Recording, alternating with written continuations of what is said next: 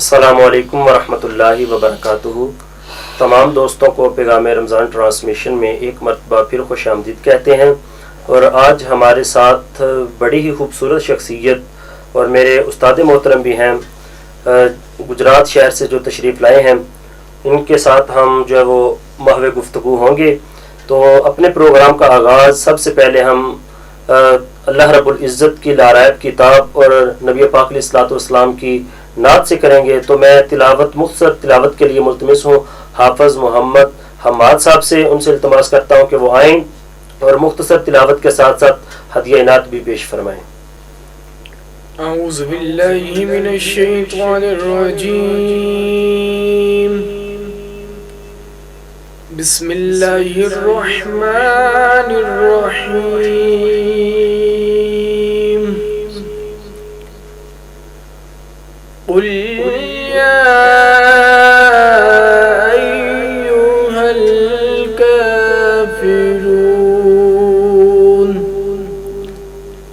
لا اعبد ما تعبدون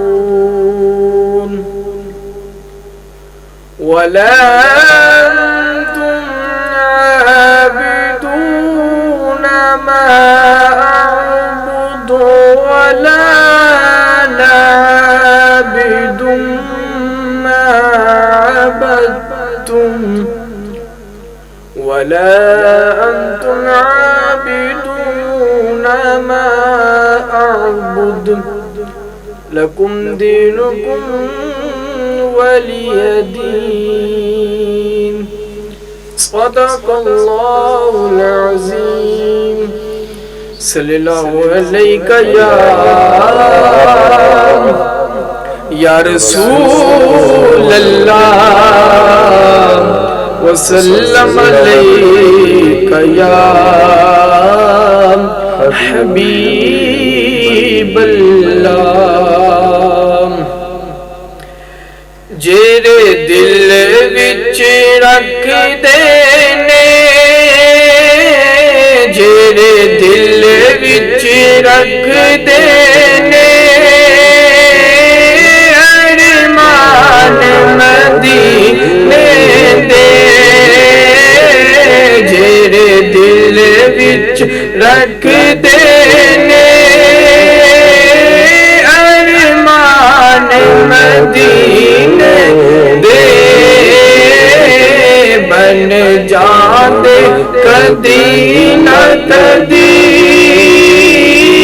مہمان مدینے دے۔ اس نے آئے مدینے تے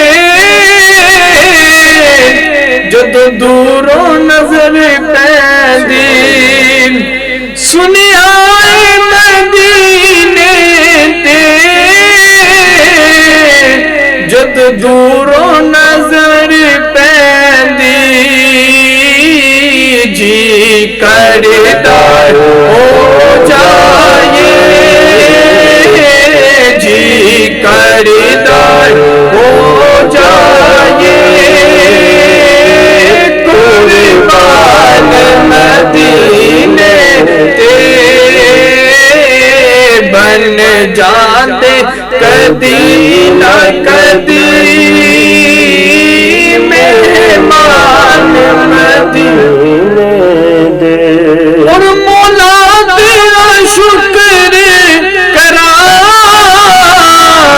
ایک بار جے کر دے، مولا تیرا شکر کراں، ایک بار جے کر دے، اس کو جے کم لے لئی، اس کو جے کم لے لئی، سامان مدینے دے، بن جاندے کدی نہ کدی مہمان مدینے دے۔ اور کریائے زیارت جو ایک بار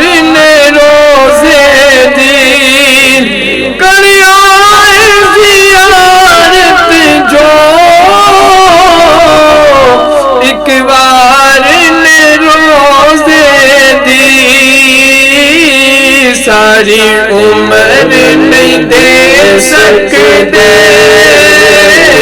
ساری عمر نہیں دے سکتے، احسان مدینے دے بن جاتے کبھی نہ کبھی مہمان مدینے دے۔ ماشاءاللہ ماشاءاللہ، جزاک اللہ۔ ناظرین، آپ نے نعت رسول مقبول کو سماعت کیا۔ دعا کرے کہ اللہ رب العزت ہمیں نبی پاک علیہ الصلوۃ والسلام کی رحمت عطا فرمائے اور نبی پاک علیہ الصلوۃ والسلام کے در کی حاضری نصیب فرمائے۔ تو ناظرین، ملتے ہیں اپنے مہمانوں کے ساتھ۔ شہر گجرات سے تشریف لائے ہوئے مہمان جناب محترم الحافظ القاری حضرت علامہ مولانا مبلغ اسلام جناب مرزا محمد عباس بیگ صاحب، یہ وہ شخصیت ہے کہ جن کو اللہ رب العزت نے ہر فن سے نوازا ہوا ہے۔ یہ ایک بہت اچھے عالم دین بھی ہیں اور ایک بہت اچھے حافظ قرآن کے ہونے کے ساتھ ساتھ ایک قاری قرآن بھی ہیں، اور یہی نہیں بلکہ اگر دنیاوی تعلیم کے لحاظ سے ان کو دیکھا جائے تو وہ بھی کسی سے کم نہیں۔ الحمدللہ اللہ رب العزت نے اتنا اعزاز بخشا ہوا ہے کہ یہ ماں باپ کی دعاؤں کا صدقہ اور استاذہ کی محنت کا صدقہ آج یہ ہمارا جو پروگرام کامیابی کی طرف جا رہا ہے، تو اس کے پیچھے بھی ایک راز ہے، اور وہ راز کیا ہوتا ہے؟ کوئی بھی بندہ کامیاب ہوتا ہے تو اس کی کامیابی کے پیچھے کوئی نہ کوئی راز ہوتا ہے۔ تو یا تو اس کی اپنی محنت ہوتی ہے، اور محنت کے ساتھ ساتھ اس کے استاذہ کی کوشش ہوتی ہے، اور اس کے استاذہ کی محنت ہوتی ہے، اور ساتھ ساتھ ان کے والدین کی دعاؤں کا صلہ بھی اسے جو ہے وہ ملتا ہے، تب جا کے وہ بندہ کامیاب ہوتا ہے۔ تو میں یہ سمجھتا ہوں کہ ہمارا یہ جو پروگرام کامیابی کی طرف جا رہا ہے، تو اس کے پیچھے جو ہے وہ والدین کی دعاؤں کے ساتھ ساتھ جو ہمارے اساتذہ نے ہمیں سبق پڑھایا ہوا ہے، اس کا بھی یہ اساتذہ کی بڑی محنت ہے۔ تو الحمدللہ ہمارے یہ استاد محترم انہوں نے 5 ایم اے کیے ہوئے ہیں، اور یہ ایک ہائی اسکول کے ہیڈ ماسٹر بھی ہیں، اور ہم دعا کرتے ہیں کہ اللہ رب العزت ان کے علم میں مزید برکتیں عطا فرمائیں۔ تو استاد محترم، ہم آپ سے چند سوالات کرنے کی کوشش کرتے ہیں، تو ہمیں جو ہے وہ اس کا جواب ارشاد فرمائیے گا۔ تو سب سے پہلا جو سوال میں آپ سے کرنا چاہتا ہوں وہ یہ ہے کہ سجدہ شکر جو ادا کیا جاتا ہے وہ کب کیا جاتا ہے؟ اس کے بارے میں جو ہے سجدہ شکر جو ہے نا، جب کسی انسان کو کوئی خوشی ملتی ہے نا، تو اس وقت اس کا سجدہ شکر وہ ادا کرتا ہے۔ اب کون سی خوشی ملتی ہے؟ جی اولاد ہو، اولاد نرینہ ہو، بیٹا ہو یا بیٹی ہو، جو اس کی ضرورت ہو، جو اس کی خواہش ہو، یا امتحان میں کامیابی، یا کسی میچ میں کامیابی، یا کسی کاروبار میں بہت زیادہ فائدہ، اور زندگی کے کسی ایسے معاملے میں جسے اسے بڑی خواہش ہو کہ یہ مجھے مل جائے، تو وہ جب اسے چیز ملتی ہے تو وہ جو سجدہ کرتا ہے وہ سجدہ شکر ہوتا ہے۔ ماشاءاللہ۔ اچھا قبلہ استاد محترم، سجدہ شکر جو ادا کرتے ہیں اس کا طریقہ کار کیا ہونا چاہیے؟ سجدہ شکر ادا کرنے کا طریقہ یہ ہے کہ بندہ اللہ اکبر کہہ کر جو ہے وہ سجدے میں چلا جائے گا، اور 3 دفعہ سبحان ربی الاعلیٰ پڑھے گا، اور پھر اللہ اکبر کہہ کے اٹھ جائے گا۔ ماشاءاللہ۔ تو یہ سجدہ شکر کی آگے سجدہ شکر کے 3 طریقے ہیں۔ ایک دل سے اللہ کا شکر، ایک زبان سے۔ زبان سے کیا ہے؟ الحمدللہ یا الحمدللہ رب العالمین، یعنی دونوں جو ورڈز میں نے بولے ہیں نا ورڈ، تو اس میں جو جی چاہے استعمال کر لیں، زبان سے بھی سجدہ شکر ادا ہو جائے گا۔ ماشاءاللہ۔ اور تیسرا جو ہے وہ ہے سجدہ کر کے شکر ادا کرنا اللہ کا، تو وہ ایک بڑی ایک سعادت والی بات ہوتی ہے۔ یہ 3 طریقے سے انسان جو ہے اللہ کا شکر ادا کرتا ہے۔ جی استاد محترم، ایک سوال اور میں آپ سے کرنا چاہتا ہوں کہ ہمارے اس معاشرے کے اندر کرکٹ کا میچ کھیلا جاتا ہے، اور میچ کے دوران یا تو وہ زیادہ جو ہے وہ سکور بنا لیتے ہیں، یا پھر کوئی ایسا ان کے کوئی کام آ جاتا ہے جس کی وجہ سے ان کو خوشی ہوتی ہے، تو وہ سجدہ شکر ادا کرتے ہیں۔ تو اس میچ کے دوران جو سجدہ شکر ادا کرتے ہیں ان کا شرعی حکم کیا ہے؟ اس بارے میں نا میں بڑا غور و فکر اس بارے میں رکھتا ہوں، اور میں پسند کرتا ہوں کہ اس کا میں جواب ضرور دوں، جی جی، اور میں یہ چاہتا ہوں کہ میرا یہ پیغام جو ہے نا پوری دنیا میں پہنچے۔ انشاءاللہ۔ وہ یہ ہے کہ سجدہ شکر جو ہے ادا کرنے کی جو شرائط ہے نا، اس کی تقریباً وہ شرائط ہیں جو نماز کی شرائط ہے۔ بے شک۔ اب نماز کی شرط سب سے پہلی یہ ہے کہ اس کا جسم پاک ہو، بے شک، جس جگہ پر سجدہ کر رہا ہے وہ جگہ پاک ہو، جی جی، بالکل، اس کے بعد اس کا منہ خانہ کعبہ کی طرف ہو، بے شک، ٹائم بھی مکروہ نہ ہو، جی جی، ٹائم بھی مکروہ نہ ہو، اور اس کے جسم کے جو کپڑے ہیں وہ بھی پورے پاک، ہوں، جی جی، اور سب سے اہم بات جو ہے وضو بھی ہو۔ اللہ اکبر، بے شک، تو اب میں مان لیتا ہوں کہ جگہ بھی وہ پاک ہوگی، ٹھیک ہے، کپڑے بھی پاک ہوں گے، ہمارا حسن ظن ہے کہ ان کے کپڑے بھی پاک ہوں گے، جی جی، خانہ کعبہ کی طرف منہ بھی وہ کر لیں گے، یہ بھی ہمارا حسن ظن ہو سکتا جی ہے، کپڑے بھی ان کے پورے ہوتے ہیں، یہ کرکٹ والوں کے، یہ بھی ٹھیک ہوگی۔ لیکن سب سے امپورٹنٹ بات جو ہے وہ ہے وضو۔ جی جی، اب وہ میچ کھیل رہے ہیں، کیا ان کا وضو ہے اس وقت؟ جی جی، اگر ان کا وضو نہیں ہے، جی جی، اگر ان کا وضو نہیں ہے، نہیں ہے تو وہ سجدہ شکر جو ادا کریں گے وہ درست نہیں ہوگا اور وہ گناہگار ہوگا۔ گناہگار ہوں گے۔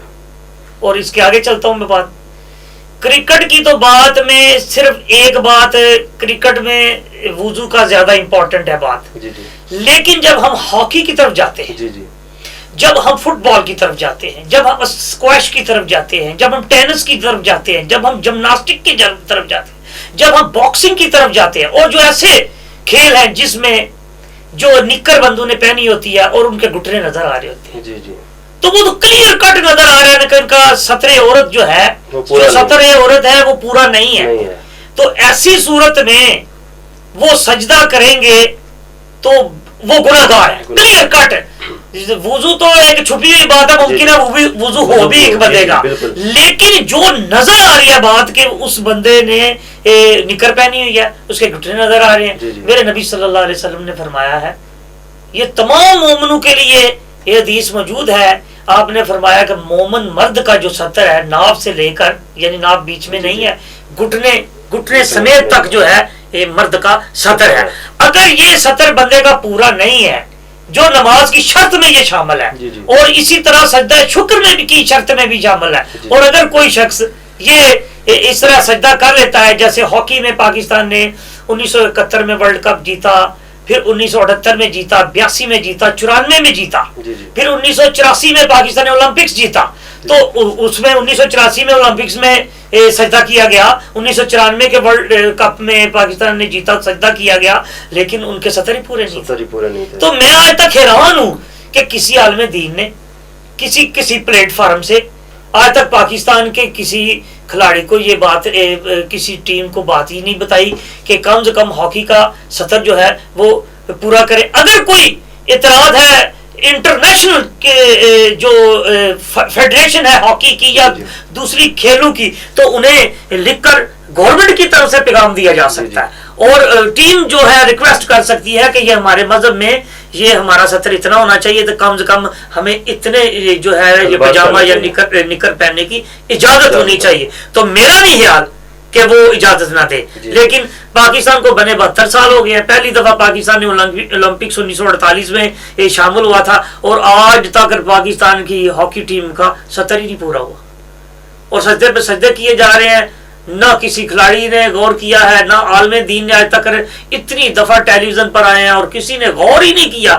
اور میں آپ کے اس چینل کے وساطت سے یہ بات پوری دنیا میں یہ کر رہا ہوں، یہ جہاں جہاں مسلمان موجود ہیں، جس ملک کی بھی ٹیم ہاکی کی ہے یا فٹ بال کی ہے یا اسکواش کی ہے یا ٹینس کے کھلاڑی ہے یا باکسنگ کے ہیں، تو وہ سب کا انہیں چاہیے کہ انٹرنیشنل جو فیڈریشن ہے اس کھیل کی، اسے کہا جائے کہ ہمارا سطر جو ہے اتنا ہونا چاہیے کم سے کم، اور ہمیں اجازت دی جائے۔ اور اس کی میں مثال بھی دیتا ہوں، اس کی مثال یہ ہے کہ جو سکھ کھلاڑی ہوتے ہیں، سکھ کھلاڑی ویسے کسی کو سر پر ہاکی کھیلتے ہوئے سر پر کوئی چیز رکھنے کی اجازت نہیں ہے، لیکن سکھ جو کھلاڑی ہوتا ہے اسے ٹوپی، جو اس کا جو معاملہ جو سر پر پگڑی تو اسے اجازت ہے۔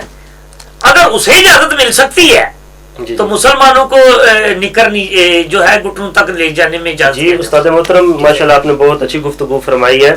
تو ہمارے جو اس معاشرے کے اندر پاکستان کے اندر ہاکی کا میچ کھیلتے ہیں یا دوسرے جتنے بھی کھیل ہیں جن کے اندر جو ہے وہ ستر عورت پورا نہیں ہوتا, ٹھیک ہے, لیکن ہمارے حکمرانوں کو, ہمارے جو علماء ہیں ان کو چاہیے کہ حکومت کے ساتھ رابطہ کر کے ان کا جو ہے وہ ستر عورت جو ہے وہ پورا کیا جائے. تو اس حوالے سے آپ ہمارے سوشل میڈیا کے ذریعے عوام اہل سنت کو اور علماء اہل سنت کو اور حاکم وقت کو آپ کیا پیغام دینا چاہتے ہیں؟ میں یہ پیغام دینا چاہتا ہوں کہ پاکستان میں جو ہاکی کی ٹیم ہے, کرکٹ کا تو سطر پورا ہے, یہ نظر آ رہا ہوتا ہے, ٹھیک ہو گیا. جو ہاکی کی ٹیم ہے, فٹ بال کی تو کبھی ہوتی ہے کبھی نہیں, اگر ہے تو سکواش میں جنگیر خان ہوتا تھا, جان شیر خان ہوتا تھا, اب آج کل وہ بھی نہیں ہے. لیکن جو بھی پاکستان میں ایسا کھیل ہے جس میں ستر عورت بندے کا مکمل نہیں ہے, تو میں علماء اہل سنت سے تمام پاکستان کے علماء سے یہ کہتا ہوں کہ وہ پاکستان کے حکمرانوں تک اور پاکستان کی ٹیم تک پیغام پہنچائیں کہ کم از کم آپ انٹرنیشنل فیڈریشن کو یہ بات کہیں کہ ہم مسلمان ہیں اور ہمارا ستر عورت جو ہے گھٹنے سے نیچے تک ہے, اس لیے ہمیں یہاں تک وہ کہنے کی اجازت دی جائے. تو میں یہ کہتا ہوں کہ پاکستان کے وزیر اعظم, صدر اور ان کو یہ چاہیے کہ یہ عمل کرے, اور 72 سال سے یہ عمل نہیں ہوا. اور میں اس بارے میں اتنا دکھی ہوں کہ میری آواز وہاں تک نہیں پہنچ پائی ٹیلی ویژن تک, ورنہ میں کافی عرصے سے اس بات پر پریشان ہوں کہ کم سے کم مسلمان جو ہے, مسلمان کیا ہے, اس کا ہر عمل جو ہے, ہر فعل جو ہے وہ جو ہے شریعت کے تابع شریعت کے تابع ہونا چاہیے. تو اب ایک مومن ہے تو اسے پتا ہے میں مسلمان ہوں, جب وہ کھیلنے نہیں جائے گا تو وہ اسے بھی چاہیے کہ میں ایسا لباس پہنوں, شریعت کو نہیں چھوڑنا چاہیے. اور ایک میں اور بھی مثال لیتا ہوں, لارڈز میں جب کوئی میچ جیتتا ہے نا, جو ٹیم لارڈز کرکٹ گراؤنڈ ہے انگلینڈ کا, جو میچ جیتتی ہے جب ٹیم کوئی, تو وہ انہیں چیمپئن دیتے ہیں, شراب دیتے ہیں, لیکن پاکستان کی ٹیم نہیں لیتی وہ شراب. اس کا مطلب ہے کہ اگر پاکستان کی ٹیم اس بات پر انکار کر دیتی ہے کہ ہم یہ نہیں لیں گے اور اس کا اظہار بھی نہیں کریں گے, تو کیا وجہ ہے کہ اگر وہ ستر عورت کے بارے میں جو ہے انٹرنیشنل ہاکی فیڈریشن یا انٹرنیشنل فٹ بال فیڈریشن کو کہیں کہ یہ ہمارا ستر عورت ہے, ہمیں یہ دیا جائے, تو میرا نہیں خیال کہ وہ نہیں مانیں گے. بالکل. اور میں یہ سمجھتا ہوں کہ اس پر ضرور عمل ہونا چاہیے. اور ایک اہم بات ہے اس میں, ستر عورت پورا نہیں ہے, جو بندہ کا ستر عورت پورا نہیں ہے وہ بھی گناہ گار ہے, جو دیکھ رہا ہے وہ بھی گناہ گار. اللہ اکبر, اللہ اکبر. ستر عورت جس کا پورا نہیں ہے وہ بھی گناہ گار, اور جسے دیکھ رہا ہے وہ بھی گناہ گار. تو ہم تو اس کا مطلب ہے کہ جو ہم ہاکی کا میچ دیکھتے ہیں, ہم جو فٹ بال کا میچ دیکھتے ہیں, خصوصاً جو مسلمان پاکستان کا ہے, میں ان کی بات کر رہا ہوں, تو وہ ایسی صورت میں تو وہ خود بھی گناہ گار ہے اور جو میچ دیکھ رہے ہیں وہ بھی گناہ گار. جی تو ناظرین, آپ نے سنا کہ جو آج کل کے ہمارے کھیل چل رہے ہیں تو ان کے اندر شریعت کو جو ہے وہ اس کا لحاظ نہیں رکھا جاتا. تو استاد محترم نے بڑا ہی اچھا پیغام سوشل میڈیا کے ذریعے ہمارے اس پلیٹ فارم سے حاکم وقت تک بھی اور پاکستان کے کھلاڑیوں تک بھی اور عوام اہل سنت تک بھی اور علماء اہل سنت تک بھی یہ پیغام دیا کہ جب کوئی غیر مسلم اپنی جو ہے وہ اپنی بات کو منوا لیتا ہے, جیسے کہ آپ نے فرمایا کہ ہندو جو ہے سکھ جو ہے وہ اپنی وہ پگڑی جو ہے وہ سر پہ رکھ لیتے ہیں تو ان کو اجازت مل سکتی ہے. تو استاد محترم نے فرمایا کہ میرا نہیں خیال کہ یہ ایسا ہو کہ پاکستان کی ٹیم یا علماء اہل سنت, اگر پاکستان کی ٹیم نہیں تو علماء اہل سنت جو ہے وہ حاکم وقت سے رابطہ کر کے ان کو بتائیں کہ یہ پاکستان ہے, یہ ملک پاکستان ہے, مسلمانوں کا ملک ہے, اور یہ جو ملک پاکستان مسلمانوں کا ملک ہے اس میں نبی پاک علیہ الصلوۃ والسلام کی شریعت چلتی ہے, اور چاہے وہ کھیل کی صورت میں ہو چاہے وہ کسی بھی کام کی صورت میں ہو, تو ہمیں شریعت کا جو ہے وہ لحاظ رکھنا ضروری ہے, ہمیں شریعت کو چھوڑنا نہیں چاہیے. تو آپ جو ہے وہ اس بات کو اگر حاکم وقت تک پہنچائیں کہ ہمیں جو وہ مکمل لباس دیا جائے تو وہ اس سے انکار نہیں کریں گے. تو بہت شکریہ استاد محترم کا کہ آپ نے ہمارے اس پلیٹ فارم سے سوشل میڈیا کے ذریعے جو ہے وہ پیغام پہنچایا. میں آپ احباب کو ایک مرتبہ پھر خوش آمدید. آج ہمارے جو خصوصی مہمان ہیں حافظ محمد مرزا عباس بیگ صاحب شہر گجرات سے تشریف لائے، ہم آپ کو پروگرام کے اندر خوش آمدید کہتے ہیں، اور بلا کسی تاخیر کیے ہوئے ہم اپنے موضوع کی طرف چلتے ہیں۔ جی تو قبلہ استاد محترم، ہم آپ سے سوال کرنا چاہتے ہیں کہ کون سے ایسے رشتے ہیں کہ جن سے ہم نکاح نہیں کر سکتے، اس کی ذرا وضاحت فرما دیں۔ یہ اس کی مختلف قسمیں ہیں۔ سب سے پہلے یہ قرآن پاک کی سورۃ النساء ہے، اس پارہ ہے 4، جو اینڈ والا رکوع ہے نا، اینڈ والی جو آیات ہیں 4 سپارے کی، اس میں اس کا ذکر ہے۔ تو اس کے الفاظ ہیں حرمت علیکم امہاتکم و بناتکم و اخواتکم و اماتکم و خالاتکم بنات اللہ و بنات الاختی۔ تو یہ نسب سے 7 رشتے بنتے ہیں جن سے نکاح نہیں ہو سکتا۔ مثال کے طور پر ماں، بیٹی، بہن، پھوپھی، خالہ، بھتیجی اور بانجی۔ یہ ماں سے، ماں کی طرف سے بھی اگر مثال کے طور پر باپ ایک ہے، ماں 2 ہیں، تب بھی وہی صورت بنے گی، یعنی ستیلے بھی ہوں نا تو تب بھی یہی صورت بنے گی۔ یعنی اگر باپ ایک ہے، ماں 2 ہیں، یا 2 مائیں ہیں، ایک باپ ہے، تو دونوں صورتوں میں یہ رشتے جو ہے حرمت والے، ان سے نکاح نہیں کر سکتا کوئی بندہ۔ یہ ہے نسب سے جو رشتے ہیں یہ سب۔ جی نکاح کی وجہ سے کون سے ایسے رشتے ہیں جو حرام ہو جاتے ہیں؟ جی نکاح کی وجہ سے یہ بڑا امپورٹنٹ سوال ہے۔ سب سے پہلے تو یہ ہے کہ آپ کا باپ یا دادا کسی سے نکاح کرے، اپنی ماں تو ویسے ہی حرام ہوتی ہے نا، باپ یا دادا کسی سے نکاح کرے کسی عورت سے، یعنی جو ستیلی ماں ہوتی ہے اسے نکاح حرام ہے۔ آگے پھر اس کے بعد نمبر 2 یہ ہے کہ آپ نے جس عورت سے شادی کی ہے اس کی ماں یعنی ساس سے بھی نکاح حرام ہے۔ پھر اس کے بعد آپ نے جس عورت سے شادی کی ہے اس کی اگر بیٹی کسی اور شوہر سے ہے تو اس میں ایک تھوڑی سی بات ہے، تشریح ہے، وہ یہ ہے کہ اگر آپ نے اس عورت کے ساتھ اس کے وطی کیا ہے تو پھر ایسی صورت میں اس کی بیٹی سے نکاح نہیں ہو سکتا، اور اگر آپ نے نہیں اس طرف گئے تو پھر نکاح ہو سکتا ہے، ورنہ دوسری صورت میں اگر وطی کیا ہے تو پھر نکاح نہیں ہو سکتا۔ پھر اس کے بعد بہو سے نکاح نہیں ہو سکتا۔ پھر اس کے بعد جو جس نے کسی سے بھی نکاح کیا ہو، نکاح کے اوپر نکاح نہیں ہو سکتا۔ یہ جو 6 رشتے بنتے ہیں، تقریباً 5 یا 6، یہ ایسے ہیں جو نکاح کی وجہ سے حرام ہے۔ اس کا مطلب پتہ کیا یہ بنتا ہے؟ کہ مطلب یہ بنتا ہے کہ یہ اس کی بیٹی موجود ہے میرے نکاح میں تو میں اس کی ماں سے نہیں کر سکتا، ایک تو وجہ یہ بھی بنتی ہے۔ دوسری وجہ یہ بھی بنتی ہے کہ اگر وہ بیٹی کو چھوڑ بھی دے نا، طلاق بھی دے دے، تو تب بھی حرمت قائم رہے گی، اس سے نکاح نہیں کر سکتے۔ تو اس کے بعد یہ جو اہم بات ہے اس میں وہ یہ ہے کہ نکاح اسے کہتے ہیں حرمت مساحرت۔ تو حرمت مساحرت کی وجہ سے یہ جو رشتے ہیں نا، یہ ان سے جو ہے نکاح جو ہے نا نہیں کر سکتے، اور یہ دائمی طور پر ایسا ہوتا ہے۔ جی قبلہ استاد محترم، ہم آخری سوال کی طرف چلتے ہیں۔ کیا چچی اور مامی اور منہ بولی بہن اس کے ساتھ نکاح کرنا کیسا ہے؟ یہ عام طور پر یہ ہے، اس طرح مشکل نہیں سوال۔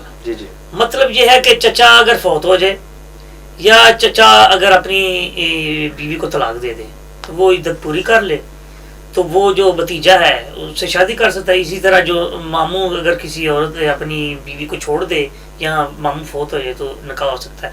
اور منہ بولی بہن تو ویسے شریعت میں احترام کے طور پر پاکستانی معاشرے میں گنی تو جاتی ہے کہ میری منہ بولی بہن ہے، لیکن حقیقت میں وہ شریعت نہیں مانتی منہ بولی بہن کو، تو اس لیے اس سے بھی نکاح ہو سکتا ہے۔ اور ایک بات عارضی نکاح کے بارے میں کچھ بیان کر دوں کہ عارضی جو حرمت ہے وہ کون سے نکاحوں میں ہے، وہ بھی میں بیان کر دیتا ہوں کہ 2 بہنیں ہیں نا، ان سے اکٹھا نکاح نہیں ہو سکتا۔ ویسے تو مرد کو 4 شادیوں کی اجازت ہے، لیکن دو بہن ایک بہن سے شادی کی ہے تو دوسری سے نہیں کر سکتا جب تک وہ بہن فوت نہ ہو جائے یا اسے طلاق دے کر اس کی عدت مکمل نہ ہو جائے. ایک بات یہ ہوگی. دوسرے نمبر پر اگر کسی کی حالہ سے نکاح کیا ہوا ہے تو جب حالہ ہے نا جس سے نکاح حالہ سے کیا ہوا ہے تو اب اس کی بانجی سے آپ نکاح نہیں کر سکتے. یہ بھی نبی کرم صلی اللہ علیہ وسلم کی حدیث ہے. آپ نے فرمایا ہے کہ جو بندہ حالہ سے نکاح کرے وہ بانجی سے نہ کرے. اسی طرح جو بھتیجی سے نکاح کرے یا پھوپھی سے نکاح کرے, جو پھوپھی سے نکاح کرے وہ بھتیجی سے نہ کرے, جو بھتیجی سے نکاح کرے پھوپھی سے نہ کرے. یہ عارضی حرمت ہے, یعنی اگر پھوپھی فوت ہو جاتی ہے یا پھوپھی کو وہ چھوڑ دیتا ہے تو پھر تو شادی ہو سکتی ہے بھتیجی سے. اور اسی طرح اگر وہ خالہ کو چھوڑ دیتا ہے یا خالہ فوت ہو جاتی ہے تو ایسی صورت میں اس کی بانجی سے بھی نکاح ہو سکتا ہے. یہ عارضی جو ہے یہ حرمت ہے. باقی جو حرمتیں میں نے بیان کی ہیں یہ مستقل ہیں, اور یہ جو حرمتیں میں نے بیان کی ہیں نا یہ تین جو رشتے ہیں یہ ان کی عارضی حرمت ہے کہ اگر ایک رشتہ ختم ہو جائے تو دوسرا جو ہے پھر اس سے شادی ہو سکتی ہے. ماشاءاللہ. جی تو ناظرین آج کا موضوع جو ہے وہ اسی پروگرام کو ہم اسی الفاظ کے ساتھ ختم کرتے ہیں. تو بڑی خوبصورت انداز کے ساتھ قبلہ استاد محترم نے جواب عطا فرمایا. جو آج کل ہمارے اس معاشرے کے اندر ہمیں رشتوں کی پہچان نہیں ہے. کون سے رشتے ایسے ہیں کہ جن سے نکاح ہم کر سکتے ہیں اور کون سے ایسے رشتے ہیں کہ جن سے ہم نکاح نہیں کر سکتے, ہمیں اس کی ذرا بھی تمیز نہیں ہے. تو قبلہ استاد محترم نے بڑے اچھے طریقے سے اس کی وضاحت فرما دی ہے. جی تو استاد محترم میں آج آپ سے ایک اور بہت ہی اہم سوال کرنے والا ہوں کہ طلاق یافتہ اور بیوہ جو عورتیں ہوتی ہیں ان کی عدت کی مدت کتنی ہوتی ہے؟ یہ سورۃ بقرہ میں اللہ تعالیٰ کی ذات نے یہ قرآن پاک کی آیات میں یہ واضح ہے. تو اس کا میں لب لبا بیان کرتا ہوں کہ جو طلاق یافتہ ہے نا اس کی عدت ہے 3 حیض. یعنی 3 حیض طلاق یافتہ عورت کی عدت ہے. اور جبکہ بیوہ جو ہے جس کا شوہر فوت ہو جاتا ہے اس کی 4 ماہ اور 10 دن عدت ہے. یعنی پہلی عورت جو ہے جو طلاق یافتہ ہے اگر وہ مدخولہ ہے تو اس کی عدت ہے 3 حیض, اور دوسری کی عدت ہے 4 ماہ 10 دن یعنی بیوہ کی. جی تو اگلا سوال میں آپ سے کرنا چاہتا ہوں کہ ایسی عورتیں جن کو حیض نہ ہوتا ہو ان کی عدت کیا ہے؟ ہاں یہ بعض اوقات ایسا ہوتا ہے 45-50 سال کی عمر میں حیض آنا بند ہو جاتا ہے. تو ایسی صورت میں ان کی عدت جو قرآن پاک میں ہے وہ 3 مہینے ہے. وہ 3 مہینے ہیں. اور ایسی بھی عورتیں ہو سکتی ہیں کہ پرانے زمانے میں لوگ اپنی لڑکیوں کی شادی بچپن میں کر دیتے تھے تو وہ 10-11 سال کی عمر میں حیض نہیں آتا. تو ایسی صورت میں بھی اگر ایسی شادی ہو جائے تو ویسے شریعت کا مسئلہ ہے نا, تو پھر اس کی بھی عدت اگر اسے طلاق ہو تو اس کی عدت بھی 3 مہینے ہوگی کیونکہ اسے حیض ابھی نہیں آیا. جی تو اگلا سوال میں آپ سے کرنا چاہتا ہوں کیا کوئی ایسی عورت بھی ہے کہ جس کو طلاق ہو جائے اور وہ عدت گزارے بغیر جو فوراً نکاح کر لے؟ یہ بڑا اہم سوال ہے. طلاق یافتہ عورتوں کی 2 قسمیں ہیں. ایک مدخولہ ہے, ایک غیر مدخولہ ہے. مدخولہ وہ عورت ہے جس سے شادی کی اور میاں بیوی آپس میں ملے ہوں تو اس کی عدت تو ہوگی 3 حیض. لیکن ایک ایسی عورت جسے نکاح کیا اور وہ اپنے گھر میں موجود ہے, صرف نکاح ہوا اور شوہر اپنے گھر میں موجود ہے اور ان کا آپس میں کوئی تعلق قائم نہیں ہوا, تو کوئی ان کے خاندانی چپکلش ہو گئی ہے اور مرد نے عورت کو طلاق دے دی, تو ایسی صورت میں کوئی عدت نہیں ہے. اور اگر وہ چاہے عورت بغیر عدت گزارے یعنی 5-10 منٹ 1 منٹ کے بعد بھی اگلا نکاح کر سکتی ہے. یعنی یہ ایسی عدت ہے, ایسی عورت ہے کہ جس کا نکاح ہوا ہو لیکن وہ آپس میں میاں بیوی نہ ملے ہوں تو ایسی صورت میں وہ نکاح جو ہے طلاق کے فوری بعد کر سکتے ہیں. یہ اسلام میں یہ ایک خاص چیز ہے جو میں نے آپ کے سامنے بیان کی ہے. جی علامہ صاحب ایک سوال میں آپ سے اور کرنا چاہتا ہوں. ایک عورت کم از کم کتنے دن تک اپنی عدت پوری ہونے کا دعویٰ کر سکتی ہے؟ ہاں، یہ اتنا اہم سوال ہے کہ عام طور پر یہ بندوں کو اس مسئلے کا پتہ ہی نہیں. جی جی بالکل. میں نے مفتی عبد الرحمان صاحب اور مفتی عثمان افضل قادری سے ایک سوال پوچھا. یہ فقہ کا ایک سوال جواب ہے. میں نے کہا ایک بندے نے عورت کو طلاق دی اور اس کو حیض آ گیا. جی جی. آپ نے فرمایا کہ اس کا ایک حیض کاؤنٹ ہو گیا. صحیح. اب حیض کم سے کم اس کی جو مدت ہے 3 دن ہے. جی جی. اور پاکیزگی کی مدت ہے 15 دن. 3 دن پہلے جو ہے مثلا جب طلاق دی کچھ دیر بعد اسے حیض آ گیا. 3 دن کے مکمل کیے. 15 دن اس نے طہر کے گزارے, پاکیزگی کے گزارے. پھر حیض آ گیا. 3 دن اس نے حیض کے گزارے. پھر طہر کے 15 دن گزارے. پھر حیض آیا اور پھر طہر کے 15 دن گزارے. یعنی دو دفعہ 15 دن اس نے پاکیزگی کے گزارے اور 3 دفعہ اس نے حیض کے گزارے. تو وہ 9 دن بنے اور 15 وہ دن بنے. 39 دن میں اگر کوئی عورت یہ دعویٰ کرے کہ میری عدت ختم ہو گئی ہے اور اس کے دعوے کو قبول گنا جائے گا کیونکہ اس میں کوئی اشکال نہیں ہے. لیکن اس سے کم میں کرے گی نا تو وہ دعویٰ قبول نہیں گنا جائے گا. جی علامہ صاحب, میں آپ سے آخری سوال کرنا چاہتا ہوں کہ جو حمل والی عورتیں ہوتی ہیں ان کی عدت جو ہے کتنی ہوتی ہے؟ حمل والی عورت کی عدت قرآن پاک میں سورۃ طلاق میں اللہ تعالیٰ نے فرمایا ہے کہ جو حمل والی عورت ہے نا, جب اس کا حمل واضح ہو جائے یعنی بچہ باہر آ جائے تو اس کی عدت ختم ہو جاتی ہے. اب یہ لمبے عرصے تک بھی چل سکتی ہے. مثال کے طور پر ایک بندہ ہے وہ فوت ہو جاتا ہے اور اس کی عورت کا ابھی حمل شروع ہوا ہے تو وہ 9 مہینے تک بھی یہ عدت چل سکتی ہے. اور اس میں ایک دلچسپ بات یہ ہے جو ہمارے فقہ میں بھی لکھی ہوئی ہے کہ ایسی عورت کہ اس کا شوہر جو ہے فوت ہوا ہے اور وہ حاملہ تھی, اس کا شوہر فوت ہوا ہے اور وہ حاملہ تھی, تو کچھ دیر بعد اس کے ہاں بچہ پیدا ہو گیا. یعنی مثال کے تو عورت حاملہ تھی, اس کا شوہر فوت ہو گیا اور چند لمحوں کے بعد یا 1 گھنٹے کے بعد یا کچھ لمحوں کے بعد یا چند دنوں کے بعد اس کے ہاں بچے کی پیدائش ہو رہی ہے. تو سمجھ لیں اس کی عدت ختم ہو گیا. اور یہ 3 دن 1 منٹ کے بعد بھی عدت ختم ہو سکتی ہے اور 9 مہینے اور سال تک بھی یہ چل سکتی ہے جب تک بچہ پیدا نہ ہو. یہ ایسی عدت ہے جو جس کی کم سے کم بھی لمٹ ہے اور زیادہ سے زیادہ بھی لمٹ ہے.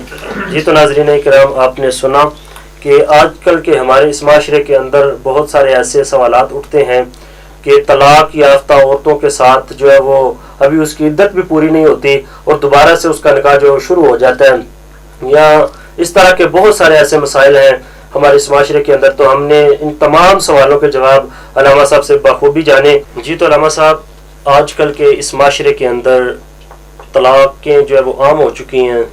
بہت سارے گھروں کے اندر جو ہے وہ لڑائی جھگڑے ہوتے ہیں اور لڑائی جھگڑوں کے بعد طلاقیں تک جو ہے وہ نوبتیں پہنچ جاتی ہیں.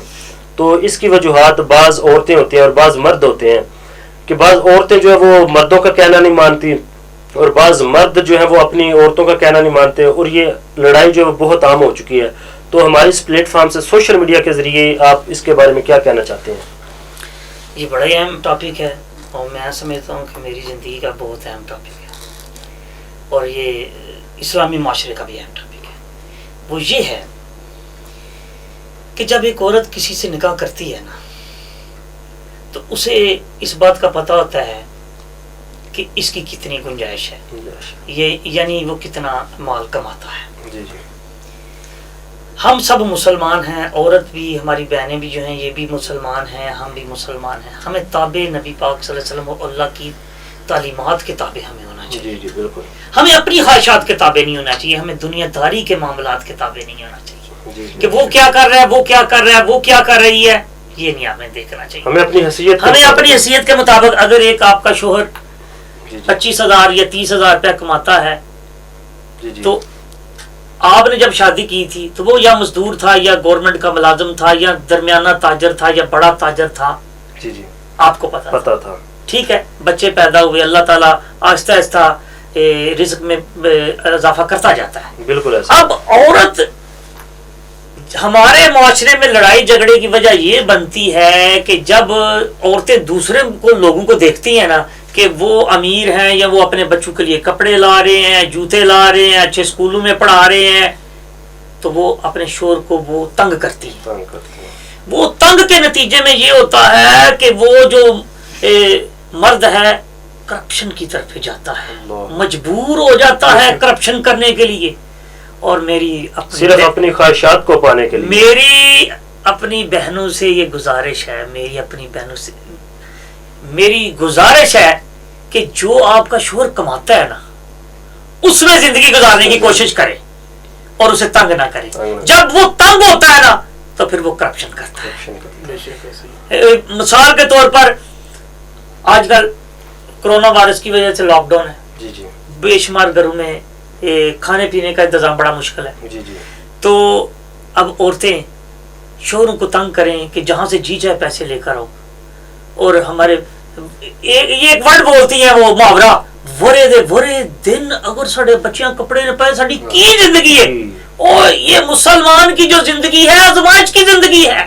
بے شک. یہ عورت کیوں نہیں سمجھ رہی کہ یہ اس دنیا میں ساری خواہشیں انسان کی پوری نہیں ہو سکتی؟ بے شک.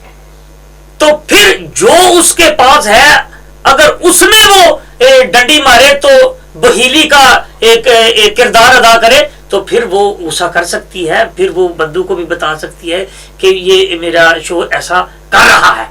لیکن اگر شوہر کی آمدن کا اسے پتا ہے اور اس کے باوجود وہ تنگ کر رہی ہے تو وہ غلط کر رہی ہے, اور اس کے نتیجے میں بعض اوقات یہ ہوتا ہے لڑائی جھگڑا, طلاق تک نوبت, اور بعض اوقات اتنی لڑائی جھگڑا ہوتا ہے کہ بعض اوقات شوہر اپنی بیوی کو قتل کر دیتا ہے. کیونکہ جب بات بد زبانی پر آ جاتی ہے اور عورت بد لحاظ ہو جاتی ہے تو ایسی صورت میں پھر شوہر جو ہے وہ سمجھتا ہے کہ میری عزت نفس مجروح ہوئی ہے, میری غیرت مجروح ہوئی ہے, کیونکہ اس کی ماں کو گالیاں وہ دیتی ہے, اس کی بہنوں کو گالیاں دینا شروع کر دیتی ہے اور اس کے ساتھ منسوب کرنا شروع کر دیتی ہے. تو ایسی صورت میں مرد جو ہے وہ اپنا جو اس کا دماغ ہے نا وہ آؤٹ ہو جاتا ہے, وہ آپے سے باہر ہو جاتا ہے اور وہ غلط فیصلہ کر لیتا ہے, یا طلاق دے دیتا ہے یا پھر اسے مار دیتا ہے. تو ہم چونکہ مسلمان ہیں, ہماری وہ بہنیں ہیں ساری وہ بھی مسلمان ہیں, ہمیں اللہ اور اللہ کے رسول کی تعلیمات کے تابع ہونا چاہیے. بے شک. اپنے شوہر کو حرام پیسہ کمانے کے لیے مجبور نہیں کرنا چاہیے. جتنی اس کی طاقت ہے اس کے مطابق ڈیمانڈ کرنی چاہیے, اور اگر کبھی ڈیمانڈ پوری نہ ہو تو لڑائی نہیں کرنی چاہیے. یہ دنیا کی زندگی ہے, اس میں آپ نے آزمائش میں, اگر آپ آزمائش آپ کی نہیں ہوگی تو آپ کو جنت کیسے ملے گی؟ اللہ تعالیٰ نے قرآن پاک میں فرمایا ہے کہ جب تک ہم آپ کو آزما نہ لے آپ کو کیسے جنت ملے گی؟ آزمائش شرط ہے مومن کے لیے جنت میں جانے کے لیے. اور عورت یہ سمجھتی ہے کہ جب میں شادی کر لوں تو میری ساری خواہشیں پوری ہو جائیں. ساری خواہشیں پوری نہیں ہو سکتی, اس کے ساتھ زندگی گزارنی ہے. تو جو وہ کماتا ہے, اگر کوئی لاکھوں کماتا ہے تو اپنی اس کے مطابق وہ خرچہ کر لے, اگر وہ ہزاروں کماتا ہے تو اس کے مطابق خرچہ کر لے. جب عورت مجبور کرے گی تو وہ تو کرپشن ہوگی, اور جب وہ کرپشن نہ کرے گا تو لڑائی جھگڑے ہوں گے, لڑائی جھگڑوں میں قتل و غارت بھی ہوگی اور طلاقیں بھی ہوں گی. تو اس لیے میں اپنی بہنوں سے یہ کہتا ہوں کہ اللہ اور اس کے رسول کے تعلیمات کے تابع. کیا میرے نبی نے فرمایا کہ آپ نے فرمایا کہ کسی کو حق نہیں ہے کہ کسی کو سجدہ کرے, سوائے اگر میں کسی کو حکم دیتا تو میں عورت کو حکم دیتا کہ تو اپنے شوہر کو سجدہ کر. تو کتنی بڑی بات ہے, کتنا بڑا مقام ہے. اور ایک اور حدیث ہے نبی اکرم صلی اللہ علیہ وسلم نے ارشاد فرمایا، اللہ اکبر، آپ نے فرمایا ایک مرد شوہر اسے کوئی زخم ہے اور وہ زخم خراب ہو گیا، عورت اسے چاٹ بھی لے اللہ اکبر، تب بھی اس نے حق ادا نہیں کیا۔ اللہ اکبر، اور تیسری حدیث نبی اکرم صلی اللہ علیہ وسلم نے فرمایا مرد کی جنت اس کی ماں کے قدموں تلے، اور عورت کی جو جنت ہے اس کی شوہر کی فرما برداری میں۔ اللہ اکبر، اللہ، اگر ان حدیثوں پر اور میری ان باتوں پر اگر عورت عمل کر لے تو یہ تو لڑائی یقین جانیے لڑائی جھگڑے ختم ہو جائیں۔ ہو جائیں گے۔ ایسے ہی ہے۔ جی تو بہت شکریہ قبلہ علامہ صاحب، آپ نے ہمیں وقت دیا تو ہم آپ کا بے حد مشکور ہیں اور آپ کا بہت شکریہ ادا کرتے ہیں کہ آپ نے ہمارے اس پروگرام کو چار چاند لگائے۔ اللہ تعالیٰ آپ کو بھی سلامت رکھے۔